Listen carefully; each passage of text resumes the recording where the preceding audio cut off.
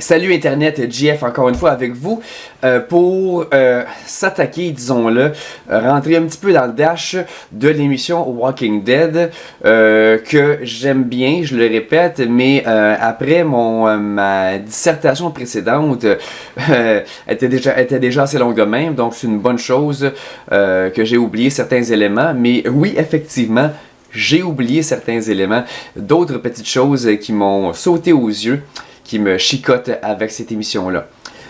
C'est-à-dire, deux, j'avais dit deux, hein. C'est quoi le premier? Ah oui, c'est vrai. On a déjà prouvé que l'émission Walking Dead tente de nous faire gober, de nous faire comprendre que dans cet univers-là, les zombies maigrissent. Et après ça, vous et moi, on est allé loin dans cette démarche-là. On a déduit, bon, s'ils maigrissent, c'est parce qu'il se passe un processus digestif quelconque.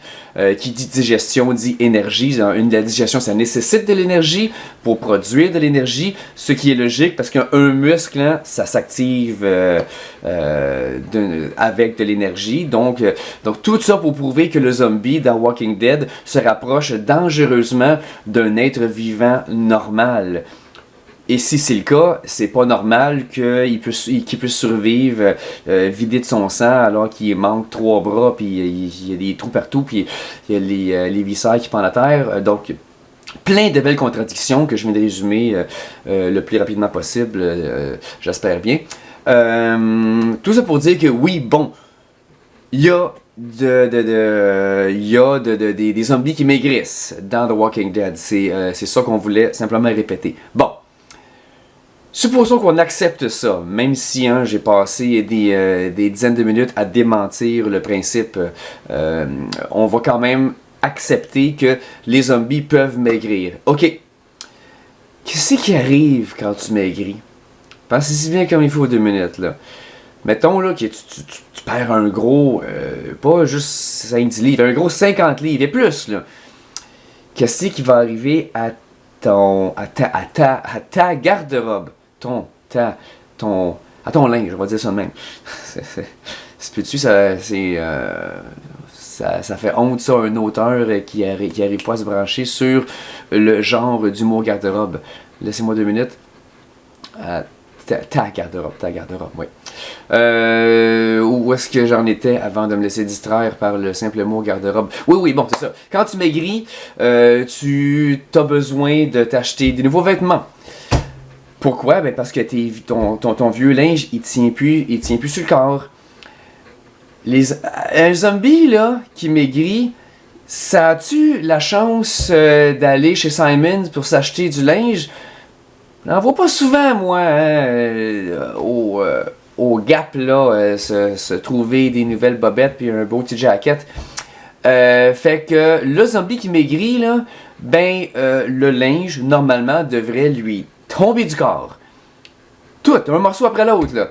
Fait que dans The Walking Dead, qu'est-ce qu'on a dit l'autre fois? On a dit qu'il y a un manque flagrant d'obèses. On est dans le sud, aux États-Unis. Je me fous que les zombies maigrissent graduellement parce qu'ils mangent pas. Quand tu pèses 400 livres, là, tu maigris pas de même.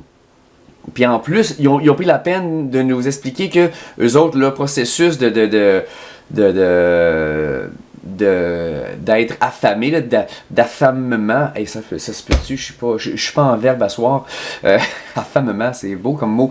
Le processus d'amaigrissement, il est ralenti. Ils ont pris la peine de nous le dire. Quand un zombie meurt de faim, il meurt de faim au ralenti. Donc excuse-moi, mais tu passes pas de 400 à peine 90, là, d'un gros Américain obèse à être mec de même, ça arrive pas de même quand tu es un zombie particulièrement.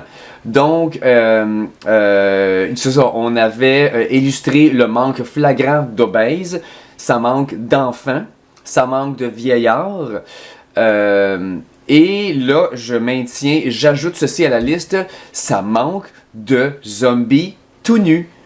Les zombies, les 3/4 devraient être complètement à poil. Si c'est vrai que les zombies sont maigres parce qu'ils se nourrissent pas, vous voulez qu'on accepte ça, là? Correct. Dans ce cas-là, donnez-nous plein de zombies à poil. écoutez, là, du monde à poil, là, c'est la norme à TV, là, de nos jours, là. Tu sais, dans Game of Thrones, là, il y en a à chaque 2 minutes, là. Je sais que c'est sur un réseau qui peut se le permettre, mais quand même, le fait demeure que hein, c'est pas supposé vous arrêter, là. Donnez-nous des zombies à poil, sinon, là, votre logique, elle en prend pour un coup. C'est pas parce que j'ai un désir profond et pervers de voir des zombies à poil. Inquiétez-vous pas, je suis pas en train d'avancer ça. Si vous, ça vous excite, c'est bien votre affaire, là, de voir hein, des petits bouts de pendant qui tombent partout. Bravo pour vous. Moi, je suis juste je suis là, le défendeur de la logique et on vient de trouver une autre faille de logique. Donc, zombie tout nu, prochaine saison de Walking Dead, de grâce, s'il vous plaît, corrigez votre manque de logique flagrant. Il y avait autre chose, il y a autre chose aussi. C'était quoi déjà mon autre propos? C'est que, ah oui, c'est ça. Je veux savoir pourquoi il y a autant de zombies dans l'univers de Walking Dead. Premièrement, si t'en tues assez, logiquement, il y en a comme plus, là. Pourquoi les héros, ils font pas des attaques guérilla, là? T'sais, tu rentres quelque part, t'en tues une bunch, puis là, tu te sauves en char, là. T'sais, éventuellement, il y en aura juste plus. Au moins, dans ta région, il y en aura juste plus. Si tu veux vraiment être un défendeur de la justice, ben, après ça, tu vas dans une autre région, puis tu continues l'extermination. J'arrive pas à croire que éventuellement ils en viendraient pas à bout, là. Bon, ça c'est un propos, mais c'est même pas là que je voulais aller.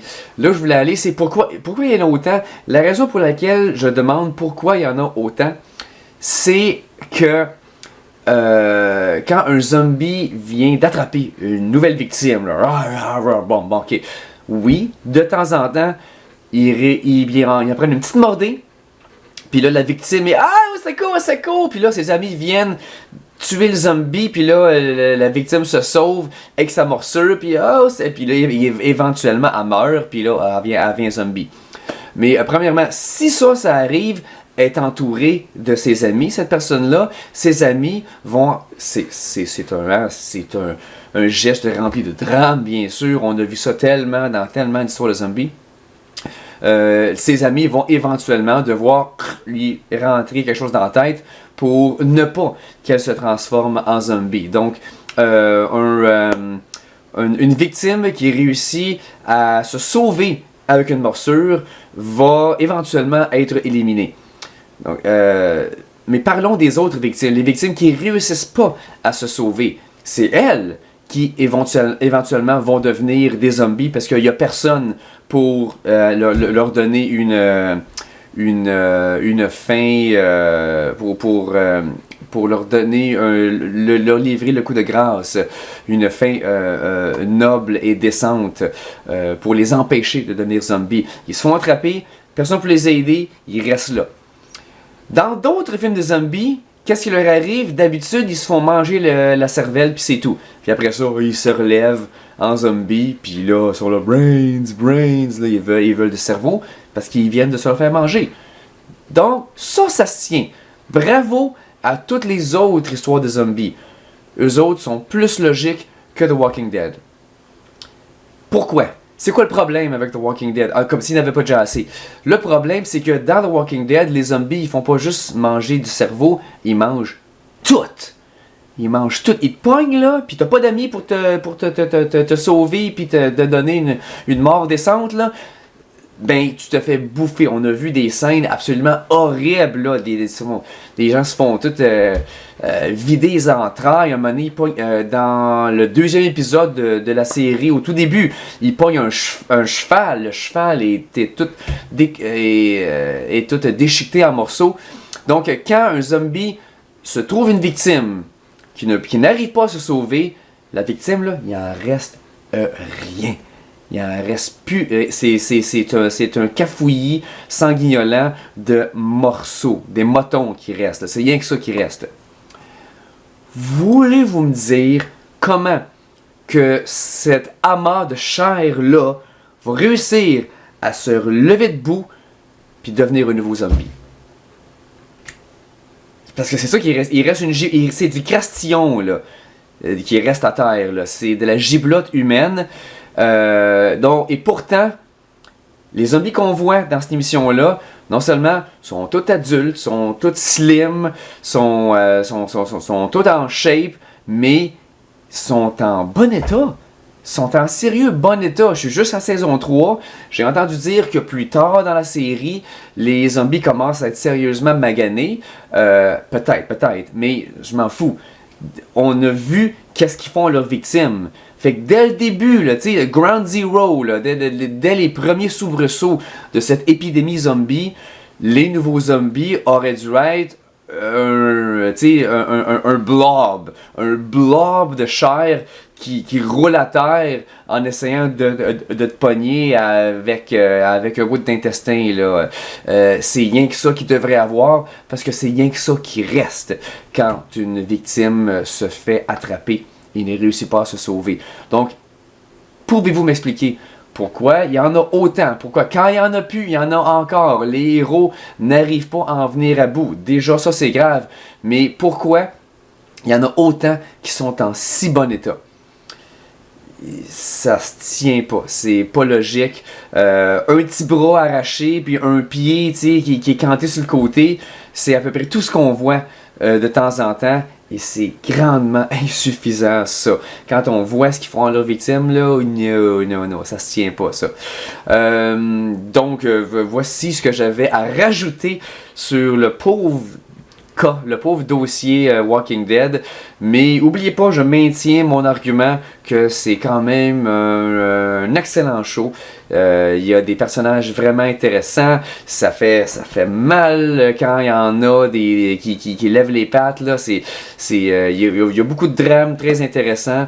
Mais je dois avouer que je ressens un certain plaisir à trouver toutes les petites failles de logique qu'il y a dans cet univers-là, dans cette mythologie-là du zombie en général et ceux de Walking Dead en particulier.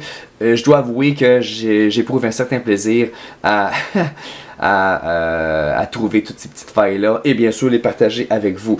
À vous de me dire, lâche le show, ta gueule, arrête de nous ruiner ce show-là qui est écœurant. Si c'est ça ce que vous pensez, je suis désolé. Que voulez-vous? Faut bien que je sois moi-même. Vous avez juste à pas m'écouter si vous n'aimez pas ce que je dis.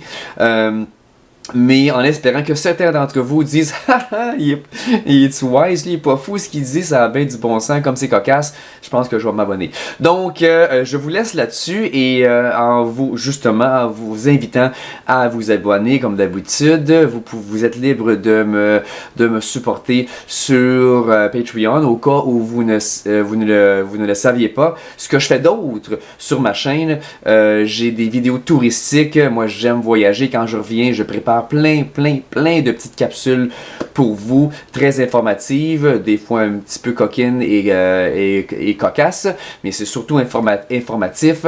Et également, je suis un grand fan de hockey et j'ai des petits dessins animés très humoristiques, inspirés, je dois le dire, énormément par le style de François Pérusse, qui est un de mes grandes inspirations.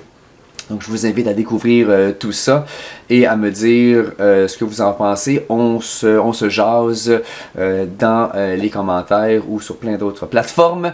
Donc, bye bye, à la prochaine. On va se reparler encore d'évolution. J'ai plein d'autres belles choses à dire là-dessus. Salut!